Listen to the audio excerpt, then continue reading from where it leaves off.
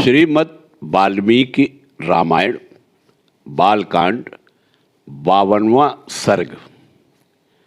जय सिया राम।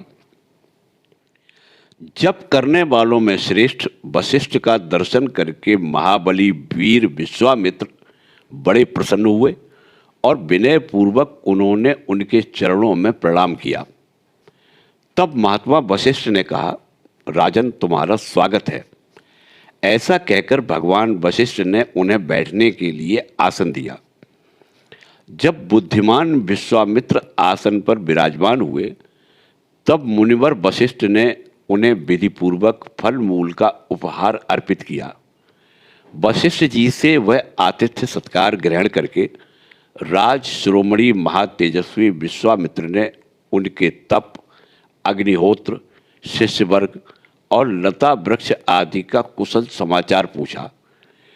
फिर वशिष्ठ जी ने उन नृप श्रेष्ठ से सबके सकुशल होने की बात बताई। फिर जब करने वालों में श्रेष्ठ ब्रह्म कुमार महातपस्वी वशिष्ठ ने वहाँ सुखपूर्वक बैठे हुए राजा विश्वामित्र से इस प्रकार पूछा, राजन, तुम सकुशल तो हो ना? धर्मात्मा नरेश, क्या तुम धर्मपूर्वक प्रजा को प्रसन्न रखते हुए राजोचित रीति नीति से प्रजा वर्ग का पालन करते हो? शत्रुसूदन, क्या तुमने अपने भृत्यों का अच्छी तरह भरण पोषण किया है? क्या वे तुम्हारी आज्ञा के अधीन रहते हैं? क्या तुमने समस्त शत्रुओं पर विजय पाली है? शत्रुओं को संताप देने वाले पुरुष सिंह निष्पाप नरेश, क्या तुम्हारी सेना, कोष, मित्रवर्ग तथा पुत्र पौत्र आदि सब सकुशल है? महातेजस्वी राजा विश्वामित्र ने विनयशील महर्षि वशिष्ठ को उत्तर दिया, हाँ भगवान, मेरे यहाँ सर्वत्र कुशल है। तत्पश्चात वे दोनों धर्मात्मा पुरुष बड़ी प्रसन्नता के साथ बहुत देर तक परस्पर वार्तालाप करते रहे। उस समय एक का दूसरे के साथ बड़ा प्रेम हो गया। रघुनंदन, बातचीत करने के पश्चात भगवान वशिष्ठ ने विश्वामित्र से हंसते हुए इस प्रकार कहा, महाबली नरेश, तुम्हारा प्रभाव असीम है। मैं तुम्हारा और तुम्हारी इस सेना का यथा योग्य आतिथ्य सत्कार करना चाहता हूँ, तो मेरे इस अनुरोध को स्वीकार करो।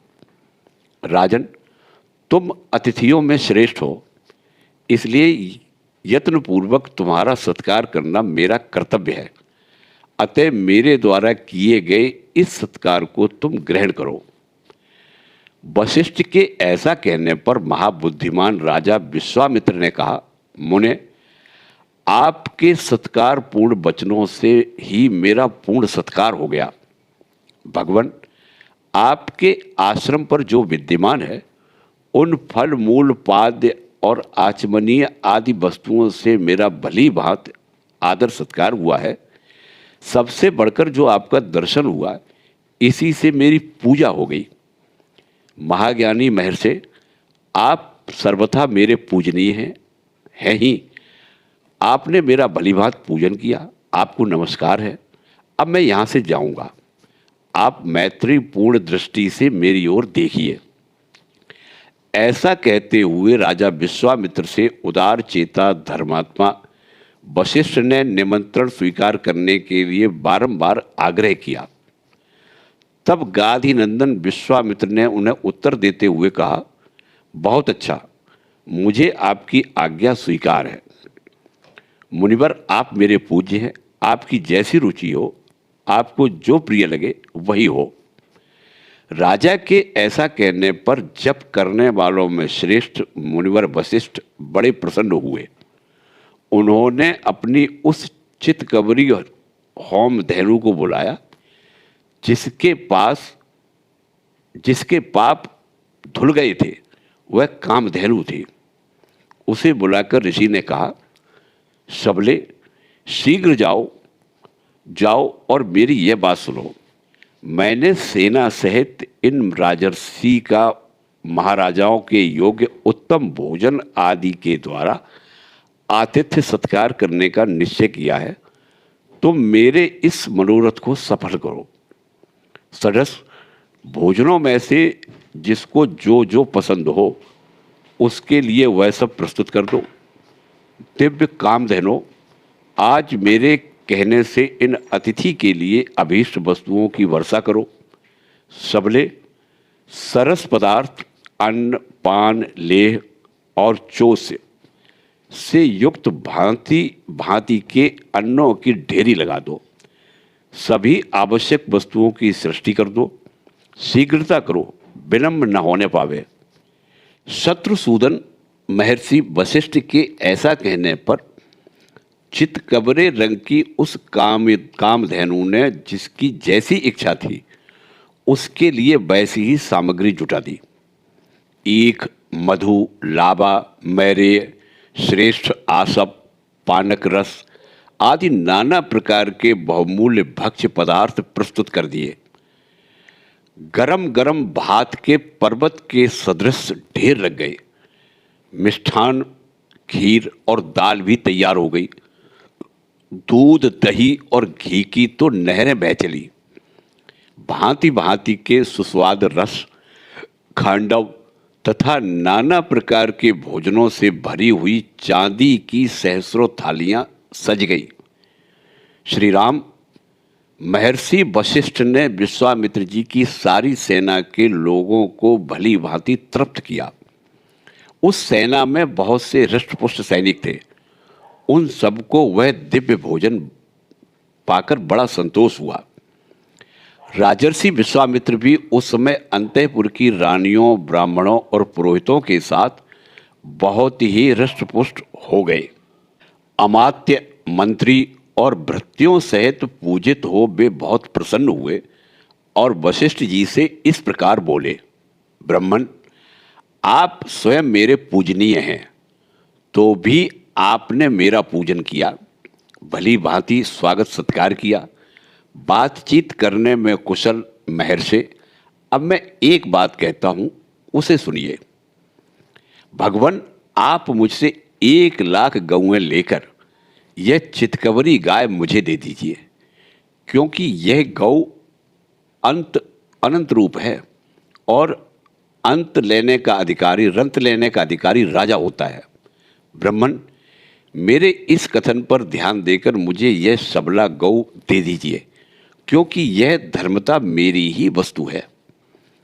विश्वामित्र के ऐसा कहने पर धर्मात्मा मुनिवर भगवान वशिष्ठ राजा को उत्तर देते हुए बोले, शत्रुओं का दमन करने वाले नरेश्वर, मैं 1,00,000 या 100 करोड़ अथवा चांदी के ढेर लेकर भी बदले में इस सबला गौ को नहीं दूंगा। यह मेरे पास से अलग होने योग्य नहीं है। जैसे मनस्वी पुरुष की अक्षय कीर्ति कभी उससे अलग नहीं रह सकती, उसी प्रकार यह सदा मेरे साथ संबंध रखने वाली सबला गौ मुझसे पृथक नहीं रह सकती। मेरा हव्य, कव्य और जीवन निर्वाह इसी पर निर्भर है। मेरे अग्निहोत्र, बलि, होम, स्वाहा, वसटकार और भांति भांति की विद्याएं इस कामधेनु के ही अधीन हैं। राजर्षि, मेरा यह सब कुछ इस गौ के अधीन है, इसमें संशय नहीं है। मैं सच कहता हूँ, यह गौ ही मेरा सर्वस्व है और यही मुझे सब प्रकार से संतुष्ट करने वाली है। राजन, बहुत से ऐसे कारण हैं जिनसे बाध्य होकर मैं यह सबला गौ आपको नहीं दे सकता। वशिष्ठ जी के ऐसा कहने पर बोलने में कुशल विश्वामित्र अत्यंत क्रोधपूर्वक इस प्रकार बोले, मुने, मैं आपको 14,000 ऐसे हाथी दे रहा हूं जिनके कसने वाले रस्से, गले के आभूषण और अंकुश भी सोने के बने हुए होंगे और उन सबसे वे हाथी विभूषित होंगे। उत्तम व्रत का पालन करने वाले मुनीश्वर, इनके सिवा मैं 800 स्वर्ण में रथ प्रदान करूंगा, जिनमें शोभा के लिए सोने के घुंघरू लगे होंगे और हर एक रथ में 4-4 सफ़ेद रंग के घोड़े जुटे हुए होंगे तथा अच्छी जाति और उत्तम देश में उत्पन्न महातेजस्वी 11,000 घोड़े भी आपकी सेवा में अर्पित करूंगा। इतना ही नहीं, नाना प्रकार के रंग वाली नई अवस्था की 1 करोड़ गौएं भी दूंगा, परंतु यह सबला गौ मुझे दे दीजिए। द्विजश्रेष्ठ, इनके अतिरिक्त भी आप जितने रंत या स्वर्ण लेना चाहें वह सब आपको देने के लिए तैयार हूं, किंतु यह चितकबरी गाय मुझे दे दीजिए। बुद्धिमान विश्वामित्र के ऐसा कहने पर भगवान वशिष्ठ बोले, राजन, मैं यह चितकबरी गाय तुम्हें किसी तरह भी नहीं दूंगा। यही मेरा रंत है, यही मेरा धन है, यही मेरा सर्वस्व है और यही मेरा जीवन है।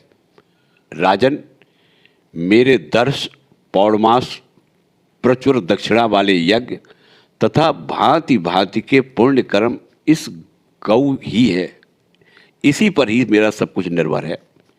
नरेश्वर, मेरे सारे शुभ कर्मों का मूल यही है, इसमें संशय नहीं है। बहुत व्यर्थ बात करने से क्या लाभ, मैं इस कामधेनु को कदापि नहीं दूंगा। इस प्रकार श्री वाल्मीकि निर्मित आर्ष रामायण आदि काव्य के बालकांड में 53वां सर्ग पूरा हुआ। जय सिया राम।